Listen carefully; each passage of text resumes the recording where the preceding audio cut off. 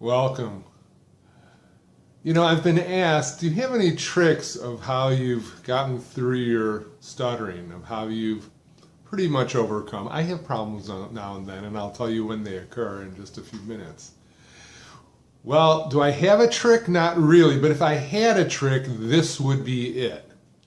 I'm always giving a speech. That's right, when I talk, I'm pretty much giving a speech. And this is how it happened. I became the head of a nonprofit, and I had to give a lot of speeches and lead meetings. And I realized that when I would give a speech, my speech would be much better. I realized, you know what? Why don't I just give a speech all the time? Why was it better? I'm not sure, but this is what I think. Maybe it's because I controlled the pace and I took the time to phrase, to breathe, and to emphasize certain words. And sometimes I would, just to calm myself down, I would play with the audience. I would see, for example, how long I could hold a pause before it would get a little uncomfortable. And you know what? By holding the pause longer, like I'm doing now, the speech became more effective, more emphatic. And that's when I realized what I feel are the three keys to effective speech: phrasing, breathing, and emphasis. And I'll throw in hand gestures as a 4A if you want. I talked about that last week in the video with regard to the famous speech by John F. Kennedy, in which he says, "Ask not what your country can do for you, ask what you can do for your country." And so, my fellow Americans, ask not what your country can do for you, ask what you can do for your country. Let's go through that now in greater depth.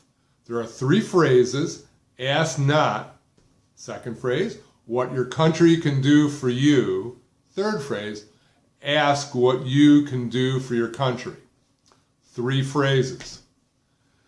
To create those three phrases, we have three breaths. Ask not, breath. What your country can do for you, breath. Ask what you can do for your country. And that's the breaths that create the phrases. And then we have emphasis on key words. Ask not as an emphasis. What your country can do for you, you is emphasized, country a little bit. Ask what you can do for your country. Third phrase has at least three words emphasized: you, do, country. With each emphasized word, we have a hand gesture. And here's how it looks on a slide, just so you have it.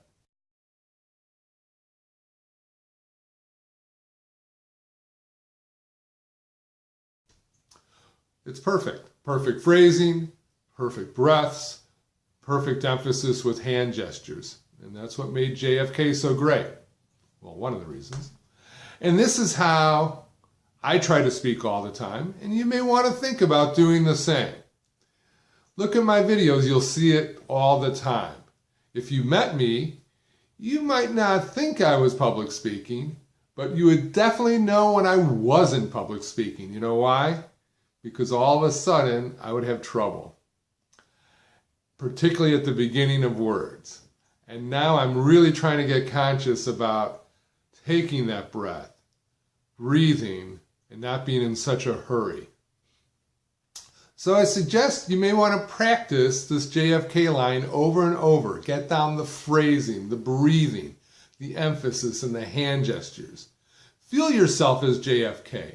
Be in the moment, doing that speech with millions watching, and then look at other speeches online. Get the text for speech and practice. You can even speak with the speaker in the same time as they do. That's the beauty of the internet now. And then take it outside the lab and try speaking with others. Begin in a very friendly situation. I always like doing it with little kids or dogs if you like. People who won't judge you and won't hurry you. And try the JFK method, let's call it that.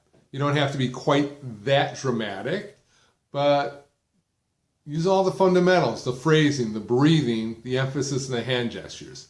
Keep doing it and you'll be amazed at the improvement you may make. So there, I've shared my trick. Now it's your trick. Go ahead, enjoy. Thanks for watching. We'll see you soon. Bye-bye.